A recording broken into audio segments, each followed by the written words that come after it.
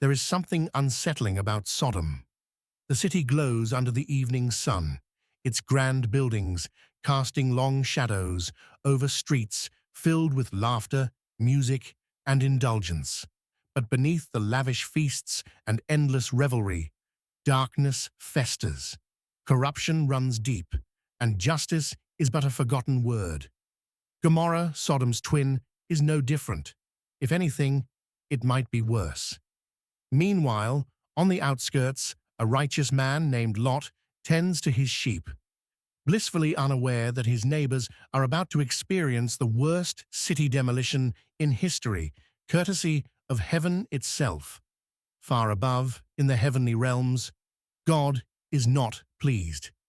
He looks down at Sodom and shakes his head. The situation is beyond redemption, except for Lot, Abraham's nephew, who somehow still insists on living there. God, being merciful, sends two angels in human form to warn Lot. They arrive at Sodom's gates at twilight, looking like simple travelers. Lot, ever the hospitable host, rushes up to them like a frantic Airbnb owner checking in VIP guests. "Please, my lords, come stay at my house. You don't want to be in the streets tonight. Trust me, this city is a nightmare after dark." Genesis 19:2. The angels agree, but as night falls, trouble arrives.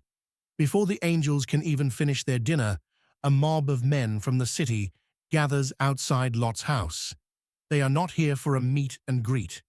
They want the visitors for all the wrong reasons. Lot, utterly horrified, steps outside, wishing he had moved to a quieter neighborhood. He tries to reason with them, but they are deaf to his pleas. That's when the angels flex their divine power, striking the mob with sudden blindness. Imagine the pure chaos, men stumbling, crashing into each other, tripping over goats. Lot's jaw drops. These aren't just travelers, these are serious VIPs from heaven. The angels waste no time. "Lot, grab your family, we are leaving. Now." Lot rushes to his sons-in-law, who are married to his daughters. He bursts through their door, panting, "The Lord is about to destroy this place. We need to leave." His sons-in-law? They burst out laughing. "Nice one, old man. Fire and brimstone? That's a new one. Did you eat bad goat stew before bed?" Lot stares at them, realizing they are beyond reasoning. He leaves without them. By dawn, Lot, his wife, and his two daughters are being dragged out of the city by the angels. "Run for your lives. Do not look back," the angels command. As soon as they reach a safe distance, the sky ignites. From the heavens, fire and burning sulfur rain down. The air fills with smoke, screams, and the unmistakable scent of judgment. Buildings collapse, streets are consumed. What was once a city of pleasure becomes a scorched ruin. But then, tragedy strikes. Lot's wife, curious despite clear instructions, turns back.